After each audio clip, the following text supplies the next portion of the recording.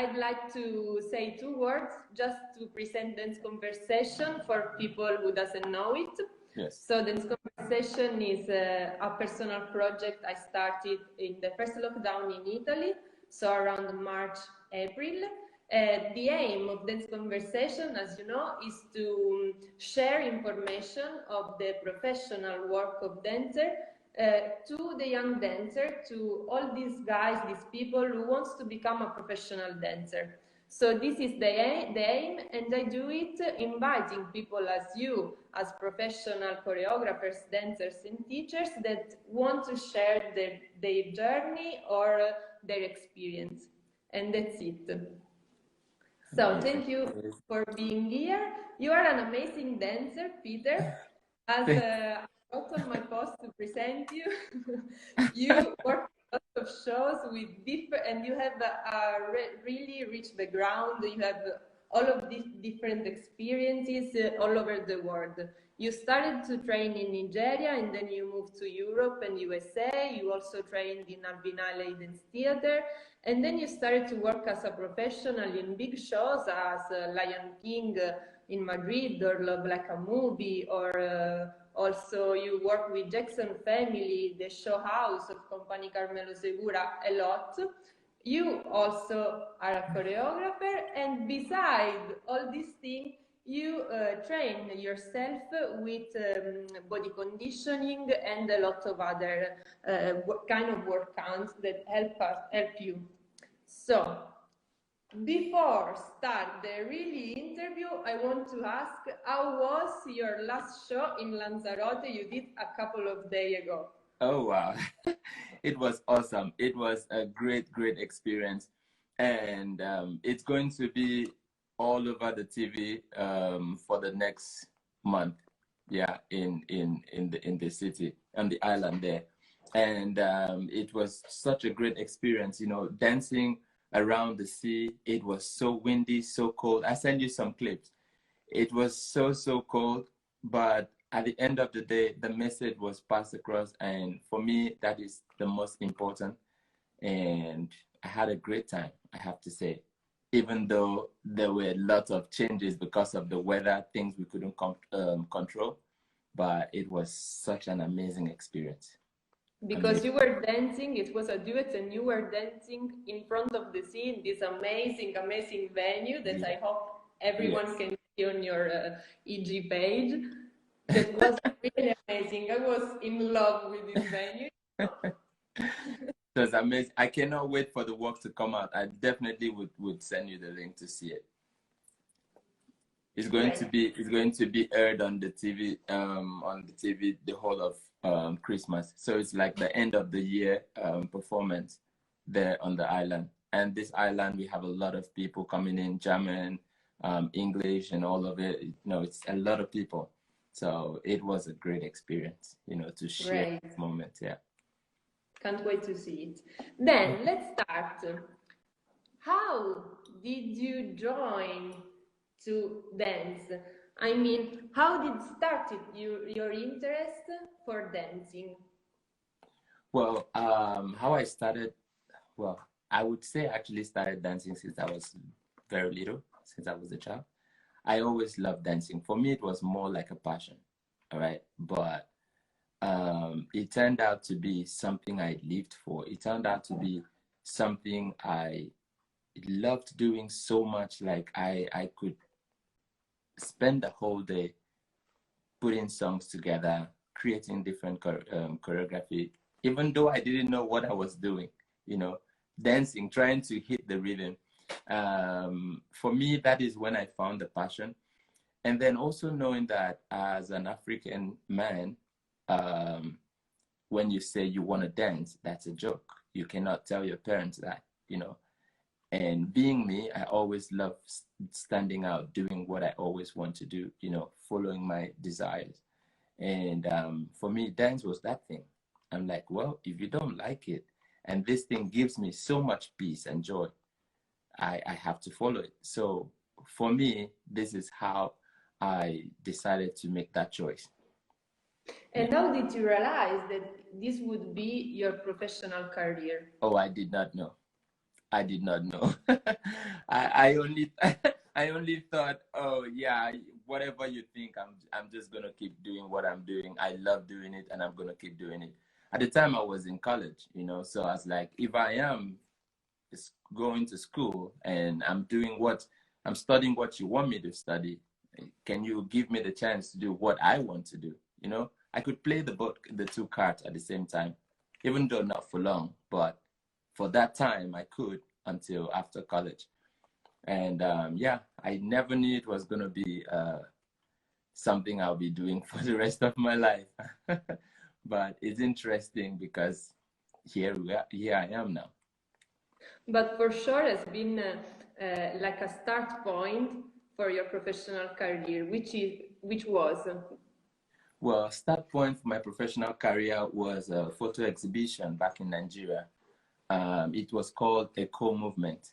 It was called Eco Movement. So we had like the idea was to go into places where the poor were living. You know, there are some really, really hard situation area in Nigeria where we have like a lot of poor people. So the idea was to go there and shine light upon this so the government can help these people. So we decided to make this campaign of dance photo shoot in these areas. Yeah. And the exhibition was huge. It was massive. Yeah. And the pictures were sold to people that came for it. And of course, this area was then known. People, I mean, everybody already knew it, yeah. But this way, in the form of art, we were like becoming a voice for these people. So that was my very big, my first big project, big break, yeah. Before I decided that, well, I have done this, and I wanted something more after that. Do you think that in your career there's already an highest point, like a show or some experiences that for you has been the highest in your career till now, of course? Well, I would say this is a very tricky question. You know, I used to think my big show was when I joined the Madiba show. It's called Madiba, the musical back in Paris. It's a story of Nelson Mandela. And I thought that was the big stuff.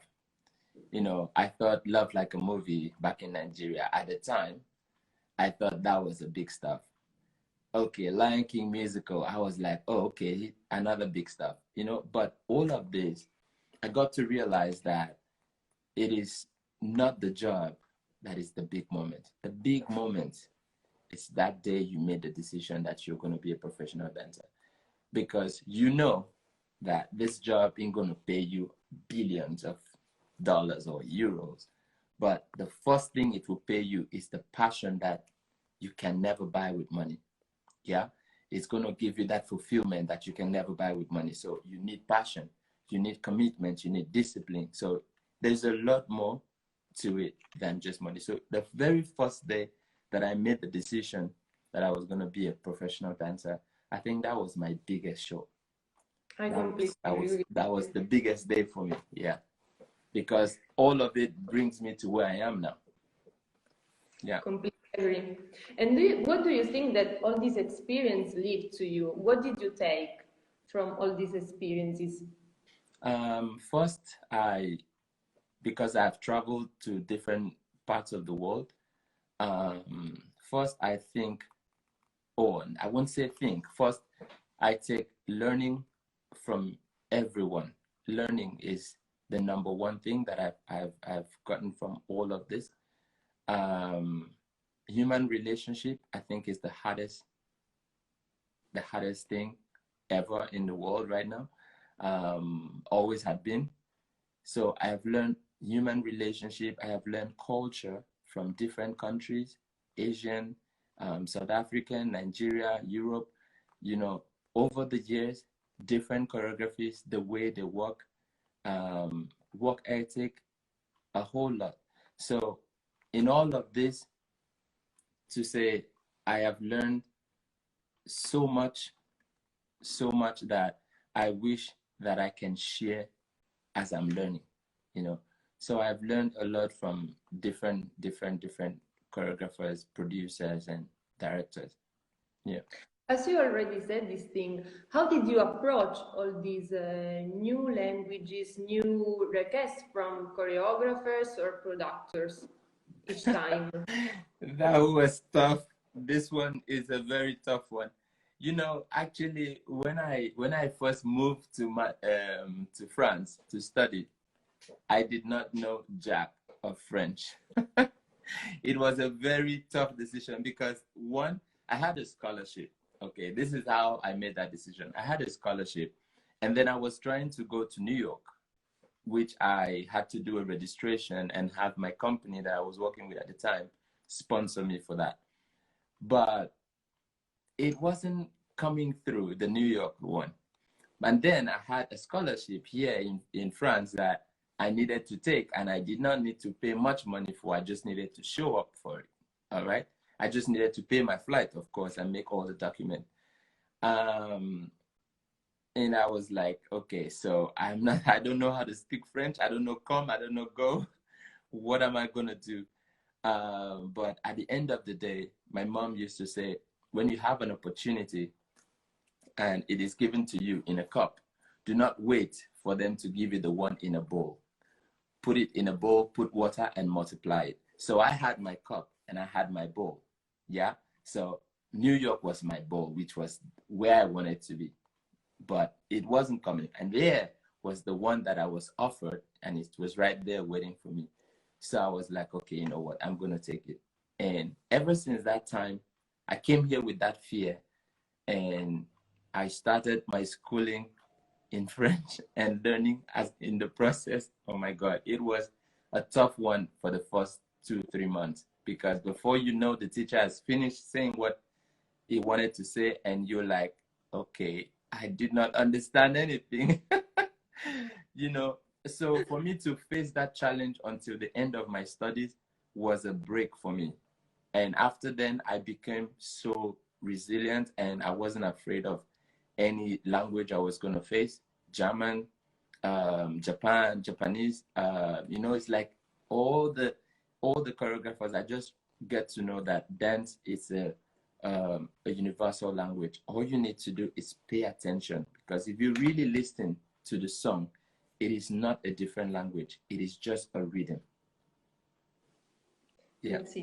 And then also New York arrived, because you also go in the USA, you also, as you said, you've been in Japan, you travel all around the world.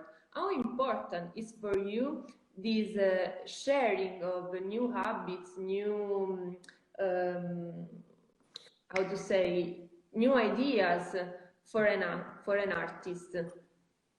For me, it is as important as the art itself, because I mean, not everybody has the opportunity to do that. But when you have the opportunity to do that, I believe it's very important that you do, because then you get to understand your art in other ways that you are never going to be taught in school. You see what I mean? After I finished studying, and then I started working, and I was earning, and I was working with different other choreographers, I decided that it was not enough for me. So I decided to sponsor myself further. So which means knowing when is the summer camp in Avenelli, for example, knowing when is Martha Graham training section, you know, all of those times, these big schools, they give programs, you know. So as a professional dancer, you want to ask yourself, how far do you want to go after you study? You see what I mean? So when I could sponsor myself into this process, I had nothing to stop me, because I know I want to learn more, not just from the school, but from the dancers, from the new environment. So this way, I feel like traveling and experiencing art in different parts of the world is the best education you can give yourself as an artist, even as a person, because you get to learn different culture and meet different people and understand the way they do things differently, which is important, again, as a choreographer, because when you're putting a piece together, you want to be able to speak all language through this piece. So it is very important.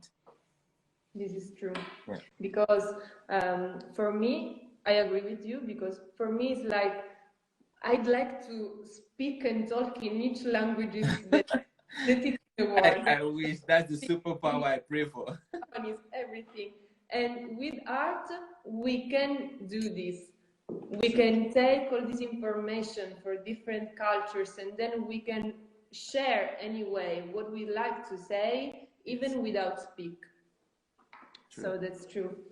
But you've been also back in Nigeria for working, and also for some of your personal projects you are developing also, that I'd like to ask you about. Okay. How's it been to be back in Nigeria as a professional dancer?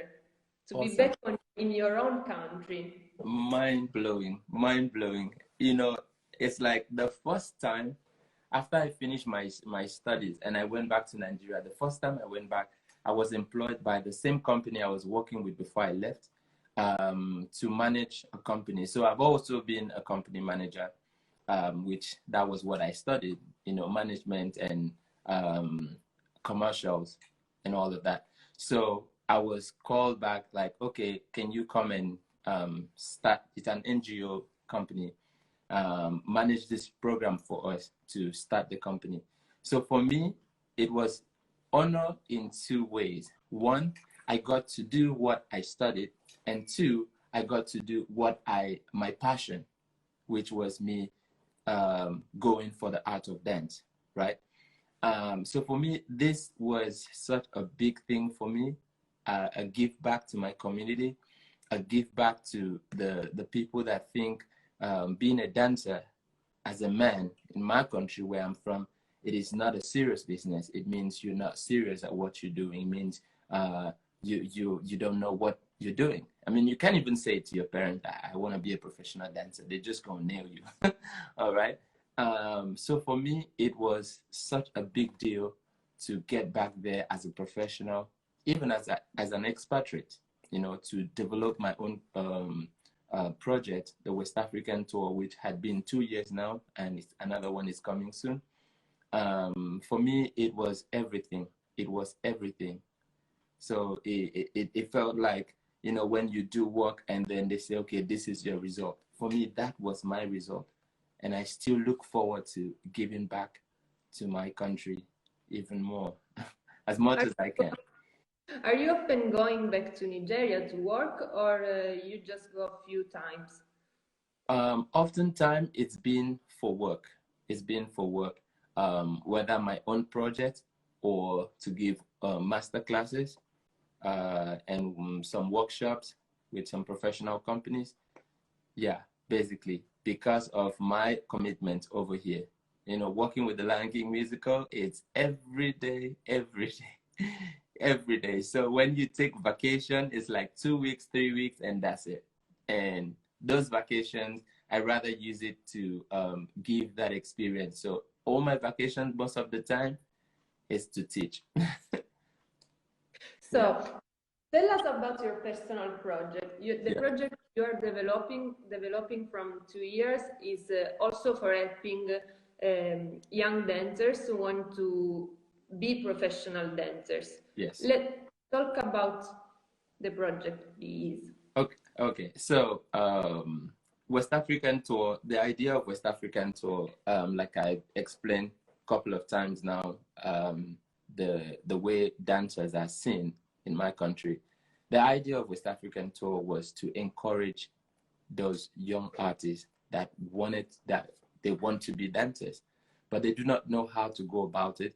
They don't know the things that they need to do for them to be accepted. You know, the idea was to not just teach them, but mentor them.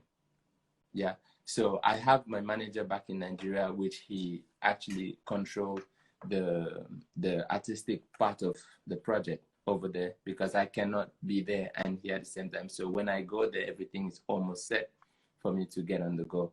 And that is been awesome, because the turnout on the first year was unbelievable.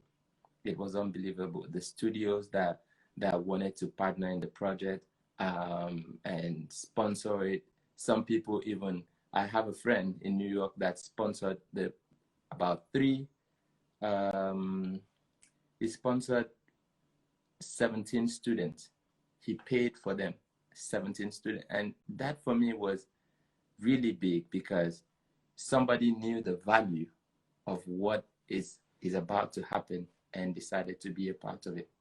So this project is something that is really dear to my heart, and working on body conditioning for dancers, which also is not just for African dancers, for everyone, which I'm planning to develop very soon. And also mentoring them how to make their decision and be sure that they want to do this. So yeah, this is what the project is about, basically. These are really good projects. Then let's talk also as about body conditioning. You already told me, we have a chat a few days ago, and you already told me, but how did you start to get interested in body conditioning? Because it's a funny story. Yeah. Well, how my body conditioning program started, I mean, how I got inspired to start this project was back in school. I was given this job to do with Bromachon. I don't know, some people might know him. He's a big choreographer. And this guy, his work is strong. And at first, I was not very comfortable with the style of the piece, you know, with the style of work, because it was physical, it was technical, and it was everything you can imagine a dancer wouldn't want to do.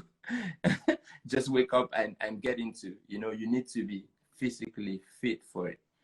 So I had no choice, because this was my this project. I had to do it because it was like my end of program. I needed to do it. It was for me to graduate, to finish studying. So there was nothing like, oh, I don't want to do it, because you have to do it. So I had no choice than to do it. And I had to talk to myself like, it's either you love this guy, you start loving him now and work yourself to be up to his task, or just throw the rest of the year that you've been studying away, you know. So I learned something big there as well, because I had to start working on myself again. I was working very hard, but I was so ashamed that this wasn't hard enough even to face this guy's choreography. And this is a work of over 1 hour, 30 minutes. And you are like running, you are jumping, you are lifting, you name it, you know. And at the end of this job, I was so emotional. I was so emotional that I did it. I was hurt. And then I decided that, okay, from now on, I'm going to dedicate my time to speak about how important it is for a dancer to condition their body, because this is your job. It's like being a doctor. What do you need to do as a doctor? You read, you study, because you need to understand everything about the human body, right? It's the same thing as a dancer. You need to understand your body to avoid injury, not just because you want to look good on stage, to avoid injury, to be precise about what movement you should or should not do, so that when you get to the age where you're not dancing, you can still walk straight, you know, because you don't want to get your body broken. So yeah, this is how I started body conditioning. And this is very important, this message. Yeah. It's been during your formation, going back in the past, it's been a moment, not so far past, it's been a moment in which you thought, I can't make it, I'm not going to be a professional dancer. Well, there have been some moments. For example, when I started back in school, I wasn't speaking the language. I wasn't living there, and you know, legally I could not work, so I wasn't earning as well. And imagine leaving everything that I had back home, come here to learn, and I did not have any backup, because also before I left, it was a bit difficult, yeah. And to come there and not have anybody, not have anything, not earning money, not being able to work because you don't have the paper, it was tough. So for me, I think that was the only moment I was like, oh my God, if I stop now. How I overcome that was that I had to remember the promise I made to myself to become a dancer. I mean, it's easier said than done.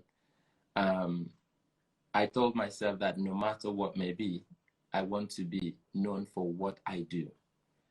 And the only way to overcome that, the only thing that helped me overcome that was connecting myself back to that person that I wanted to be when I was young. So I remember me always looking at the mirror, telling myself, you got this, you are going to finish this, you can do this, you know, every time. And I get in that studio and I forget everything else and just focus on that. So the only way to overcome whatever fear is keep doing what you're doing and try to be the best at it. And remember when you were young, telling yourself, I want to be this. Remember that person and see what that person would tell you if they were next to you. I mean, the younger self version of you would tell you if they were next to you, how to move on. Yes, this is true. I think that the best thing also for me has been to go back to what was my goal, and then to focus on that and go. I agree with you. Do you think that there's been a moment during, I mean that while your formation, you already tell me, but has been a moment in your professional career in which you started to see and to think about art and being a dancer in a different way? Well, not really. I would say every experience I am grateful for, but at no point have I thought I wanted to be anything different but more. You know, just keep going further, because it's one thing to get there, it's another thing to extend and grow from there. So for me, I don't think there was any moment I wanted to be anything different. Well, with the time of difficulties. I mean, not that you'd like to be something different, anything different. If there's been a moment in which you started to dance in a different way. Oh yes, definitely. Yes. This was part of my training as well. I began to see dancing not as just body movement and listening to music and rhythm, but as a sacred place. It's my professor used to say it's a prayer. So I began to see it in a different way. I began to see it as the way of life, basically. You know, and there is this famous writer that says, art imitates life. Life imitates art, actually. You know, it's the way I see it, because this is our everyday life. And what we do is literally speaking with our body. And how do you want to say it? Do you want to scream? Do you want to make the people feel that emotion? You know, how you say it is very important. So how I talk to you is the only way I can get your attention. You know, so I see dance way beyond just dance, way beyond TikTok, Instagram, or whatsoever we see now on the social media, or, you know, even the studies itself, as important as it is, you know. Do you think that there's something for a student that he should never neglect during his formation? Like one thing that for sure he has to do to be a professional dancer? One thing you should never neglect is don't throw any style away. Don't say you don't like any style. As much as you can take in, please take all of it, because sooner or later you would understand why you had to. It is very important. Don't throw anyone away. Learn as much as you can. Yeah. I agree with you also on this, Peter. As a teacher, is there Yeah. something you always try to share and to teach to your students? One thing I always try to share to my students is a moment of silent words. What I mean by this is, for example, you have a choreography, and this choreography is 1, 2, 3, 4, 5, 6, 7, 8, 1, 2. In between those count, there is a moment, and those moments are the times where you show your personality. So if I go for casting right now, and this is very important, why most dancers don't get selected, because I give you a count to work on. I have given you a blueprint. Now, in between those counts, there is something, there are some bars, there are places where you can breathe, where I can actually see your personality. So I can see your personality through the choreography that you have been given to present, you know. So for me, what I always say to my student is always find a moment of making your voice heard, giving your voice. Do you think that is a thing that is possible to learn fast while you are still young, or do you think that is like a thing that you understand a bit later? I think it's possible to learn fast while you're still young if you have the right people telling you the right thing to do. If you have the right, if you're in the right place and they're grooming you well, you just need to listen. However, don't lose your voice, but you need to, if you have a good place like that, I think it is easier to learn when you're younger. Because you are talking about casting and audition, how was your relationship with audition? A very There's tough been a one. moment I always ask this thing because there's been a moment for me in which I completely hate auditions, completely. Oh my God, this is And general. then I understood how to put myself in the audition and how to let people understand who I was, and then completely change my mind on them. It has happened to me a lot of time. Auditions, I think the toughest audition for me was what was this? It was Cat. The toughest audition was Cat audition back in Paris. However, at the time I was still studying. I haven't finished yet. So I wanted to have a job before I finished my study. This was like my almost to the end of my program. And I decided to go for this audition. I finished everything. Everything was fine. And then in the end, so which brings us back to don't throw any style away. Learn all you can. I did everything. All the casting was fine. And then they were like, oh, you have to do tap. And I was like, because every time I had tap classes, I was always out of the class.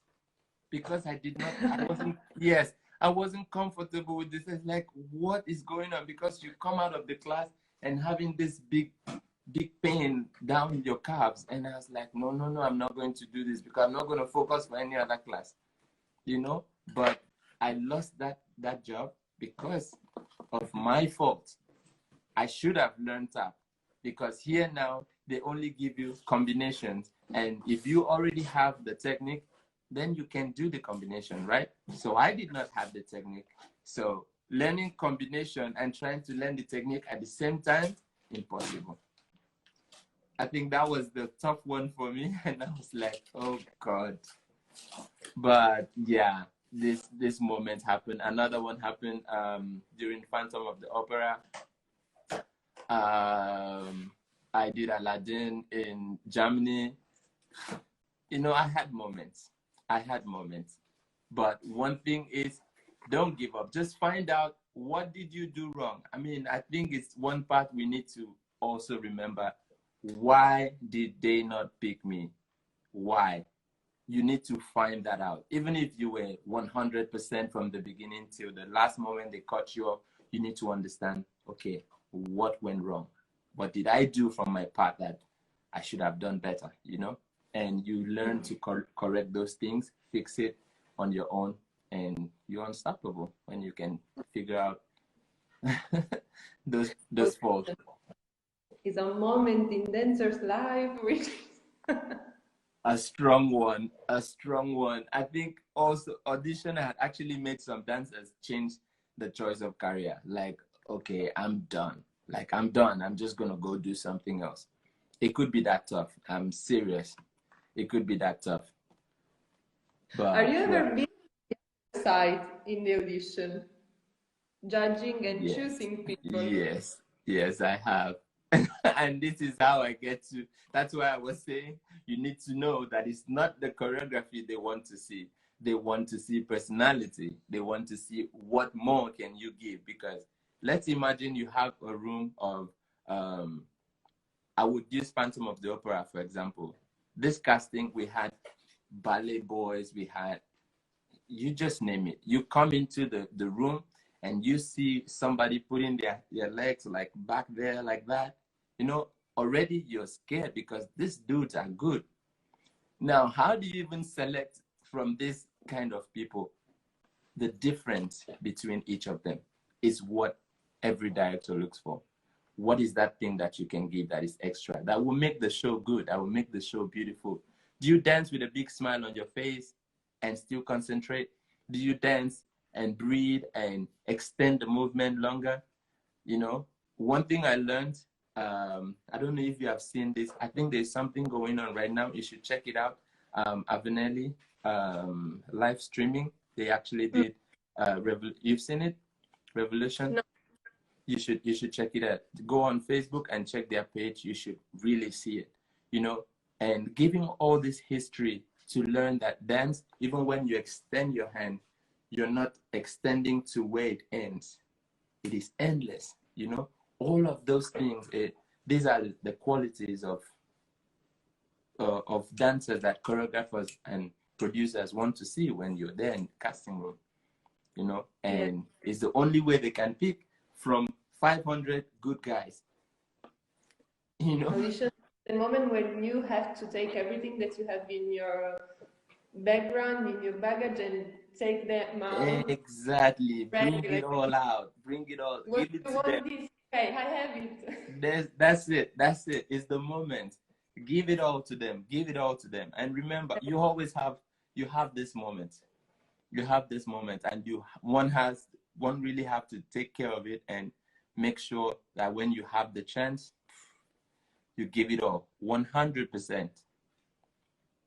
That's true. That's true. May I say that something strange that happens in the auditions, usually, I don't know if also happens to you, that when you arrive, all the people are doing like incredible stuff also to warm up, and you feel like, I'm nothing. But for me, the most important thing is to be concentrated and focused, and not to be focused on show, whatever. Exactly. And you have to then, because you are not warm up at all. Don't even get intimidated. Not for anything. Don't. You know, it happens a lot, and trust me, most of these dancers get in, and they get out the very first cut.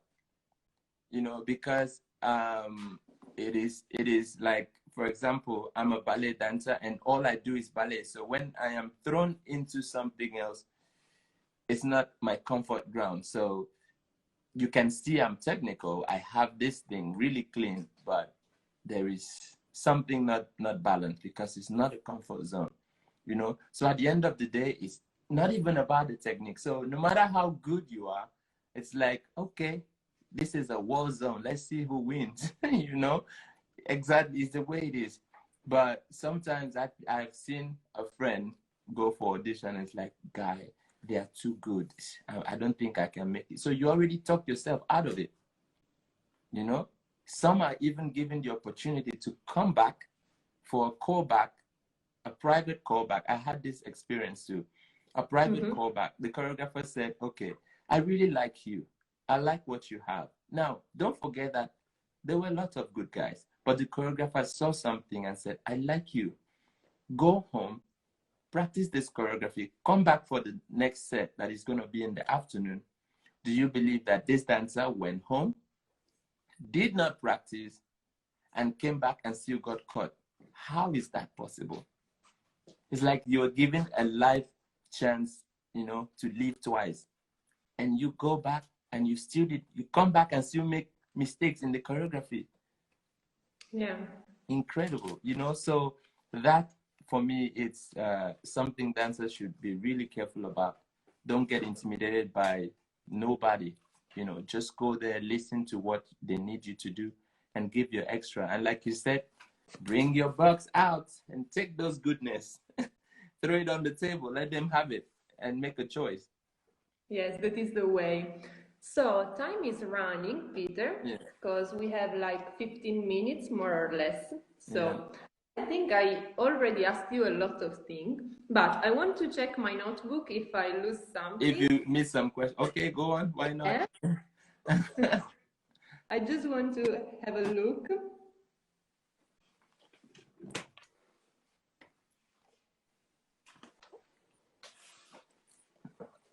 I see you came prepared today for me. Yes, I mean, some rehearsals in the mirror. No, I'm joking. Of course, I studied.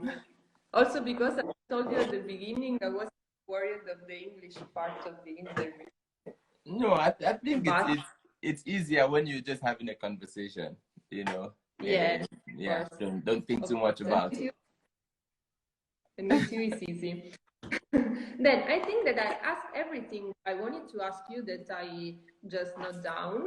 But before to leave, I'd like to ask you if you have some projects that you are working on in this moment, even if it's a strange, crazy moment all around the world. Yeah, at the moment, I'm doing like choreography for dancers, and also because I realized that most dancers, we don't have like choreographed work. So when you have casting and they're like, okay, send us a video, and now you have to hurry to go and make a video, you know. It's like you should have these things so that when you're asked for it, you only have to choose, okay, which one do I send?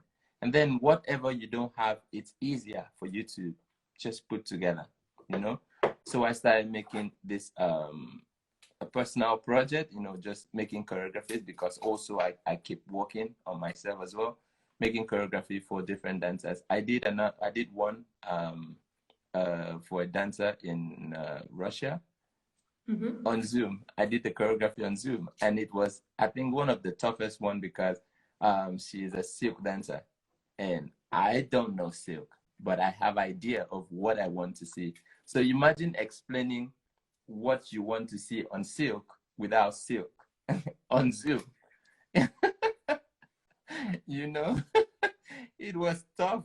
It was tough, but it turned out to be so good because she's so talented, and it was so nice also to see the difference between a silk dancer and a normal contemporary dancer or whatever, you know, because these guys, they move more in the air than they on the ground, you know, and it was such a great experience. So making choreographies and different stuff, and just like the one I did recently, the recent job in Lanzarote, it was a job of like 2 days. I worked the choreography with the dancer, and it was incredible. It was incredible. So now this is what I'm doing. And at the same time, like I spoke with you, I would love to extend the studying, which is master classes, over here in Europe as well. So I already explained this. I talked with you about this. So which is a big project that is coming that you guys should look forward to. Workshops. It's coming soon. Master classes, yeah. So this is something I'm really excited about, which I actually spoke with my manager 2 days ago about this. And I spoke also with my professor in France, where I studied. And she's like super excited to be a part of this when we're ready. So this is something big that I'm looking forward to. Yeah. a connection of It's dancers. great. Yeah. Yes. And as we said, the world of dance is really small at the end. Yeah, I know, right? I know. To imagine that I've worked with some of your friends and I didn't even know at the time. Yes, It's I incredible. couldn't imagine it that you work in Love Like a movie with some of my best friends. It's crazy. When I I read had it, no idea. Imagine, oh, imagine the distance. Nigeria, Italy. It's like what? yes. I mean, Last question for you. yeah. If you'd like to give an advice, you already gave a lot to young students, but if you'd like to tell them one last sentence to say something to young dancers who would like to work as professionals. What I would like to say to the dancers, young upcoming dancers, is that if you have taken this to be your passion, the only way that everybody is going to listen to you is if you prove it to them by doing the best you can to be the best of you, of your own version. You know, there is a saying that says that the world is big, but there is only one you in the universe. And only you can say something different to someone that they've never heard before. So your voice is as strong as the president of your country, for example. I would say that because only you can say that thing in that way and nobody else can say. So you want to be the very best at what you do and let your work speak for you. Don't say anything about what you do. Let it speak for you. I have seen a dancer that the parents didn't want her to dance, you know, and she would go after school to study dance and then come back home. And guess what? Cutting this long story short, for a lesson, is that the day she performed, she was given a chance to the day she performed on stage, the parents happened to be in that event and they did not know that she was going to be there.